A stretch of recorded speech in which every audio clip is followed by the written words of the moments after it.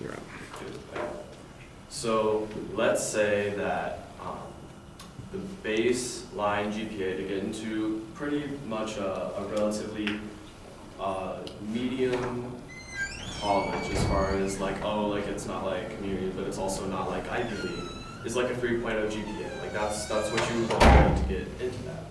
And a bunch of these students, which represent like the median of students, decide that they want to try harder to get into better schools, so they all raise to get 3.5s. Well, while that is a good idea and that people should definitely try harder to get into the schools they want to be, if everybody raises to a 3.5 GPA, what it will basically do is that things around that adjust. It doesn't just change that one specific area.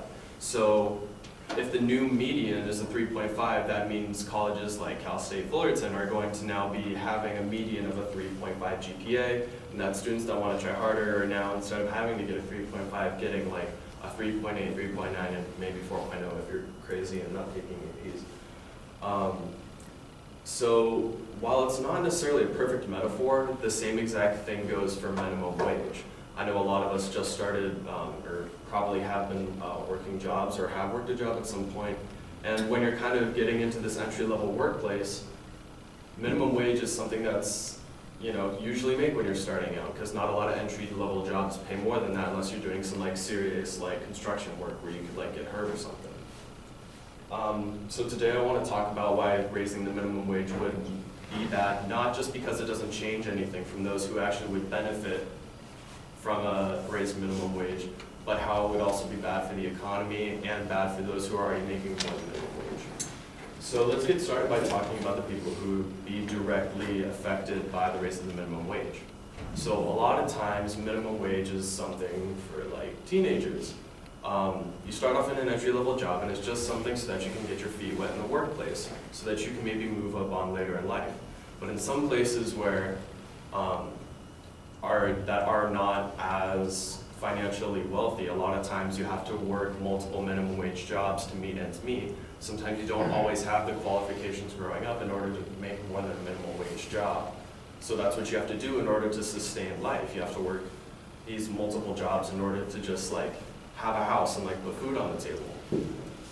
Well, the thing about raising the minimum wage is that while you could raise the minimum wage, and here's basically the argument for raising the minimum wage. This is Andy Stern from the LA Times, direct quote from there. Raising the minimum wage means that the income required for basic needs is delivered in a one-step approach via the paycheck directly from firm to worker, rather than requiring additional government expenditures. So what he's saying here is that a lot of people who are making minimum wage require government expenditures in order to keep living in a comfortable way, because minimum wage is not enough as is. There's a couple problems with this. Unless you cut out government expenditures almost all the way, just because minimum wage is going to get raised doesn't mean people will stop taking free money. When you've gotten accustomed to receiving these free benefits, not everybody's going to be the best person and just be like, oh, well, I don't need this anymore. I'm just going to step out so that I'm still making the same amount that I was before, so that I still kind of need help. A lot of people are still going to be taking in this free money because the entire point of raising minimum wage is so you could raise your annual salary. And that's not going to change if you just quit out of these government expenditures. The other thing about raising the minimum wage to $15 that directly affects these people is that while the standard of living might increase, those who are making $15, companies are still going to want you to be as qualified to make that $15. A lot of people don't have the qualifications that they need in order for employers to feel like they are paying $15 for their work. A lot of people who sometimes need this the most are the ones that aren't necessarily qualified. Maybe like if you grew up in a migrant farm worker family and you don't really even have a high school GED or any kind of form of higher education, you need that job in order to get started. But if it's a more competitive market, that means people with those qualifications are going to be hired and not necessarily the people who need it. Moving on. Another study done by this website called Procon, which they basically take a lot of these controversial topics and break it down into pros and cons, says that according to the Statistic Brain Research Institute, 2,382,000 U.S. jobs were outsourced in 2015, with 44% of companies saying they did so in order to reduce or control costs. This is one of the downsides. So because the minimum wage is essentially being raised, companies don't want to pay more for work. While it's true that you have to remain some employees in the States at a lot of companies, it's not necessarily necessary. Not necessarily necessary. But the thing about that is that you can always outsource your jobs, because people are always like, oh, like American work, it's good for the economy. Well, if you're outsourcing jobs, that's not good for the American economy, and we become more and more dependent on other countries in order to make our economy work, I guess. Quote by Harry Holzer wrote an article on Fortune.com, which is like a money website that writes articles for things to do about money. Talks about that many economists worry that minimum wage increases tend to reduce employment, hurting young and less educated workers the most. Moving on to how this would affect the economy. So So let's say you're a fast food restaurant and the minimum wage raises to $15. Obviously you still need to have some human workers, but you can either choose having a human take an order, or you set up like an iPad or something at your drive-thru where you can just pick what you want and select that order. The human costs $15 an hour. The iPad costs anywhere from $500 to $1,000 and maybe costs like $2 or $3 on your electric bill each month out of like everything. Obviously you'd go with the iPad just because that's just a down payment cost. After that, you barely have to pay for that at all. A human would have to work 66.666666 hours in order to pay for $1,000, whereas an iPad or a robot can work months and months and still be cheaper than that human. So instead of using human work, you could just use things like robots or computers. Quote from Iris Stoll, I think is her name, made an article on Reason.com stating 9 reasons why the minimum wage is a bad idea. And in this, she talks about this quote right here. Ordering businesses to pay entry-level workers more will make them hire few of them, considering to replacing more workers with robots or computers, kind of like I just said. This also means that some small businesses won't have the chance to necessarily make enough money to be able to put a lot of money into automated work. This means that a lot of small businesses won't be able to really sustain themselves, and they'll get shut down because they can't pay enough for their workers, and they can't pay for automated resources in order to keep themselves running. This is kind of a big issue because it means that larger companies that have built a wealth will stay around, and that small business owners can't really get started up, and those who are just starting up can't sustain themselves. And if you know a whole lot about money, small businesses are really good for the local economy as opposed to just like huge corporations who essentially have monopolies on the market.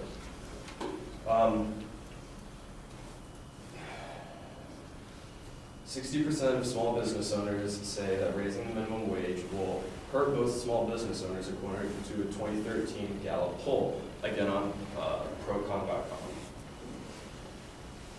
So, moving on to why it would hurt those who already don't make minimum wage.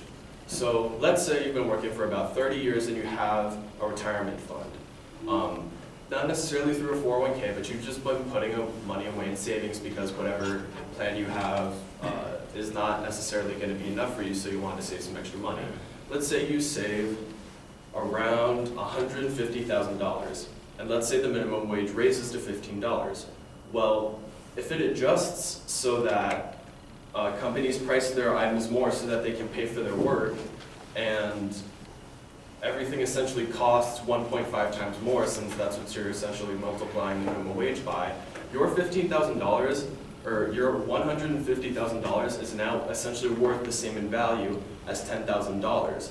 while this doesn't necessarily change anything for the minimum wage worker, and while it doesn't change a whole lot for company profits, it does mean that the people who already have money are essentially getting poorer. So nothing's changing in the minimum wage market. Nothing's changing to make companies any richer to fuel the American economy.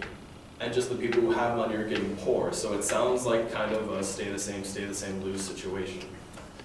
And again, companies will not be forced to essentially pay these employees more just because they're already going to be losing so much in funds. They don't have to increase the people who are already making above minimum wage in order so that they can have the same amount of money, other than the incentive of having happy employees. But a lot of big companies don't necessarily care about that when you're on that big of a scale.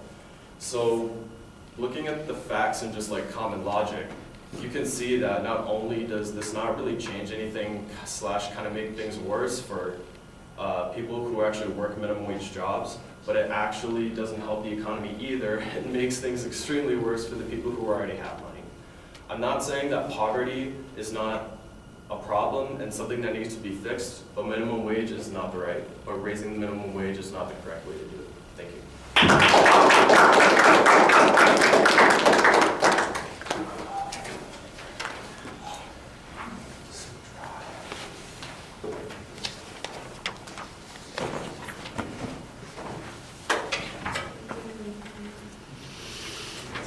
All right, Chelsea, what did you think? I feel like your topic was really relevant for us. I think it's a really good one because it's something that we all have to speak about, and don't choose to. And being because of that, there's some parts that you maybe could have explained more because I don't know a lot of that stuff, and I should. So maybe that would have helped a little bit. But overall, your topic, you really knew what you were talking about throughout the whole thing, and you didn't depend on any notes, just your quoted material. But that was really good because you knew your topic really well. Your delivery was really good. You walked around and made a connection with the audience. So it was a really good speech. It was just maybe transitioning it better so we understood where you were going through, what topics you were going through. But other than that, it was really good.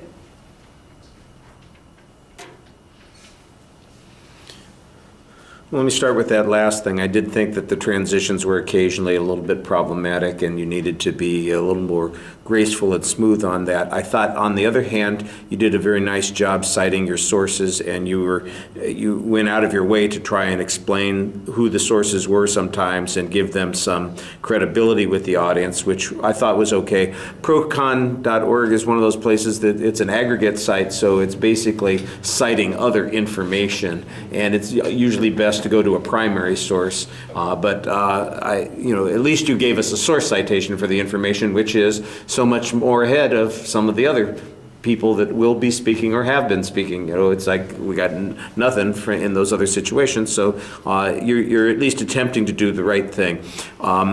The hypothetical that you have at the beginning with the GPA, that's just confusing. I mean, I appreciate the theory behind it, the idea that you're going to be talking about, and you're going to draw this big analogy to, the minimum wage. But I don't think it was very clear. And if it's not clear, what's the value of an analogy? I mean, the whole point of analogy is to make something easier for people to understand. And I just thought that it made it harder to understand instead of, clarifying that particular point. You've got a clear statement of what your persuasive proposition is. There's a pretty good preview at the beginning of the speech. But like I said, I didn't think that the supporting points and transitions were as strong on that. On the delivery issues, by the way, did you see what the time was when you finished? It was, I know, at least 11 minutes. 10 minutes. 11 seconds. Yeah. Okay, just over 11. Okay, a little long. I was trying to shorten it up as much as possible, but I just had to take so much. Yeah, the delivery things, I think for the most part you're doing the right thing. You're looking around at the audience, you're engaged, or trying to engage with them for the most part. You seem animated while you're speaking. You step forward to emphasize some points here and there. So you're not a deer caught in the headlights, you are trying to engage. It just, every time you have to turn sideways to look down at that information, it's like a slap in the face. And it would be so much better if you had the key information on one or two index cards that you had in your hand. That probably would have been better. And I know that you're not having to go that often to that information, and I understand sometimes, just for a prompt or to remind yourself of something, that you need to do that, but you're on the right track. It just, it didn't work out as smoothly as it probably could have with a couple of little adjustments. All right, thank you.